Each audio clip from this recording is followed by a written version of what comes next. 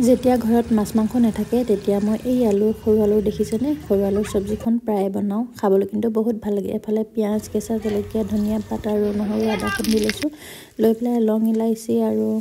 পাঁচফোৰণ কেইটামান তেলতে দি পিঁয়াজ নহৰু আদা যিখিনি লৈছিলোঁ কেঁচা জলকীয়া সকলোখিনি দি পেলাই ধুনীয়াকৈ ৰঙচুৱাকৈ ভাজি হালধি অলপমান দি ইয়াতে মই বিলাহী দি দিছোঁ বিলাহীখিনি ডাঙৰ ডাঙৰকৈ কাটি দিছোঁ সেইকাৰণে অলপমান ঢাকোন মাৰি এতিয়া বিলাহীখিনি ধুনীয়াকৈ সিজি গৈছে দেখিছেনে এতিয়া মই আলুখিনি দি দিম আলুখিনি মই প্ৰথমতে বইল কৰি লৈছিলোঁ সেইকাৰণে এতিয়া দি দিছোঁ আৰু ধুনীয়াকৈ ভাজি পেলাই একে মানে তৎক্ষণাতেই হয় এইখন চব্জি খাবলৈ সোৱাদ আৰু মানে তৎক্ষণাতেও হয় প্ৰথমতে আলুখিনি বইল কৰি লোৱা হৈ থাকে হয়নে সেইকাৰণে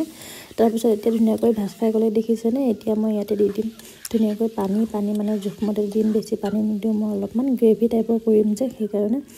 আৰু ইয়াত দেখিছেনে ধুনীয়াকৈ মই দি পেলাই এতিয়া উতল আহিবলৈ দিম ইয়াতে দি দিছোঁ উতল অহাৰ পিছত মছলা মানে গৰম মছলা সকলোখিনি মিলাই পেলাই দিছোঁ আৰু তাৰপাছতে ৰঙা জলকীয়া অলপমান দি পেলাই এতিয়া ধনিয়া পাতখিনি দি দিছোঁ আৰু আমাৰ আজি সৰু আলুৰ চব্জিখন হৈ গ'ল মাছ মাংস নাথাকিলেও এই চব্জিখনে খাই কিন্তু বহুত ভাল লাগে আপোনালোকে ৰুটি বা নহয় বা ভাতৰ লগতো খাব পাৰে মই ভাত বাঢ়ি দিছোঁ দেখিছেনে সকলোকে মই ভাতৰ লগতে দিছোঁ আৰু খাবলৈ বহুত টেষ্টি হোৱা এই চব্জিখন আপোনালোকে বনাই খায়নে ক'বচোন দেই আমি হ'লে খালোৱেই আজিৰ ভিডিঅ'টো চাই কেনেকুৱা পালে জনাব যদি ভাল লাগিলে লাইক এটা কৰি দিব লগতে কমেণ্ট কৰিবলৈ নাপাহৰিব আৰু লগতে মোৰ চেনেলটো ছাবস্ক্ৰাইব কৰি দিব আজিলৈ আহিছোঁ বাই সকলোৱে ভালে থাকিব সুস্থ থাকিব দেই।